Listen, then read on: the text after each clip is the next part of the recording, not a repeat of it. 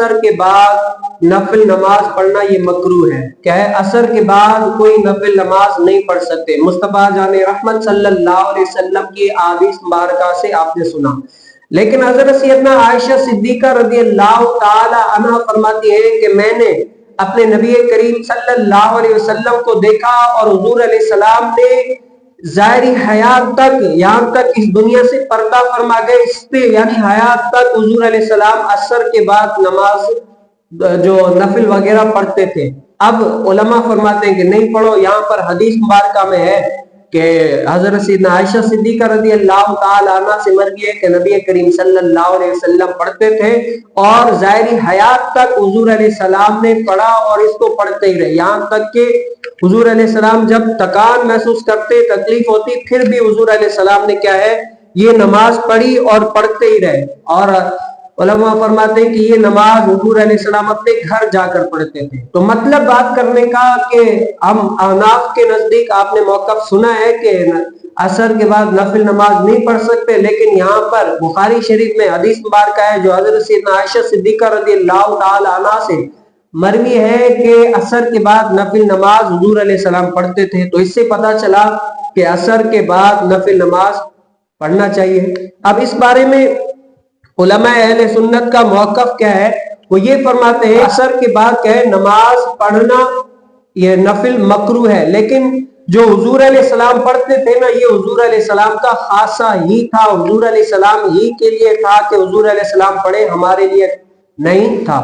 اور پھر حضور علیہ السلام جو یہ عصر کے بعد نفل پڑھتے تھے گھر جا کر اس لیے پڑھتے تھے تاکہ مسجد میں پڑھوں گا، میرے صحابہ دیکھیں گے، پڑھیں گے اور ان کو مشقت ہوگی. حضور علیہ السلام مشقت سے اپنے اصحاب کو، امتیوں کو بچاتے تھے. آپ نے سنا ہے نا ایک حدیث مبارکہ میں آیا کہ اگر مجھے خوف نہ ہوتا تو میں اپنی امت پر مسواک کرنا فرض کر دیتا.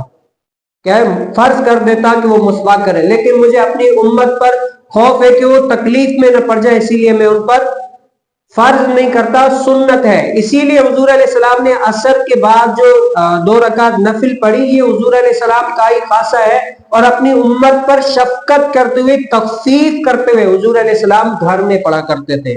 اور نمبر 3 یہ ہے کہ نبی کریم صلی اللہ علیہ وسلم عصر کے بعد سنت جو نفل وغیرہ پڑھتے تھے، لیکن حضور علیہ السلام خود تو پڑھتے تھے لیکن اپنے اصحاب اور اپنے امتیوں کو منع فرماتے تھے. اسی طریقے سے جیسے نبی کریم صلی اللہ علیہ وسلم صوم وصال روزہ جو ہے وہ رکھتے تو تھے لیکن اپنے اصحاب کو منع کرتے تھے. صوم وصال آپ کو پتہ ہے، نہ افطاری نہ ہی سحری، نہ افطاری نہ سحری، بس روزے پہ روزہ رکھو، اس کو کہتے ہیں صوم وصال. حضور علیہ السلام رکھتے تو تھے لیکن اپنے اصحاب کو منع کرتے تھے. اسی طریقے سے حضور علیہ السلام عصر کے بعد نفل پڑھتے تو تھے لیکن اپنے اصحاب کو کیا ہے منع کیا کرتے تھے. اور حضرت سیدنا عمر بن خطاب رضی اللہ تعالی عنہ تو جس کو دیکھتے کہ عصر کے بعد کوئی نفل پڑھ رہا ہے تو حضرت سیدنا عمر بن خطاب رضی اللہ تعالی عنہ اس کو مارتے تھے کہ نہیں، حضور علیہ السلام نے اس سے منع فرمایا، اور جو حضور پڑھتے تھے یہ حضور کا ہی خاصہ ہے. نبی کریم صلی اللہ علیہ وسلم نے عصر کے بعد نفل اسی لیے پڑھا، اس کی ایک علماء یہ بھی توجیہ فرماتے ہیں کہ ظہر میں نبی کریم صلی اللہ علیہ وسلم کے پاس ایک وفد آیا، مال لے کر آیا، تو حضور علیہ السلام ان کے ساتھ مشغول ہو گئے تھے. اسی وجہ سے اب ظہر میں 2 رکعت رہ گئی تھی نفل کی، اسی لیے حضور علیہ السلام نے کیا عصر کی فرض کے بعد وہ 2 رکعتیں پڑھ لی. اب کیا ہے وہ بھی حضور علیہ السلام نے کیا ہے ادا فرما لی. ایک یہ بھی وجہ تھی.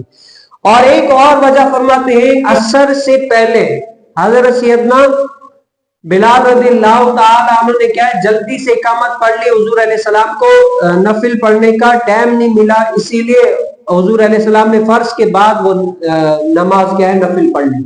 اب عصر کے بعد حضور علیہ السلام نے اسی لیے پڑھ لی.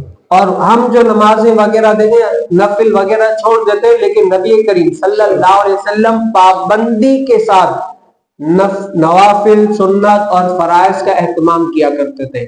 اگر کہیں پر کسی عذر کی وجہ سے یا کوئی اور مجبوری لاحق ہو جائے نفل بھی چھوٹ جاتا تو نبی کریم صلی اللہ علیہ وسلم اپنے ان نمازوں کو بھی ادا کیا کرتے تھے.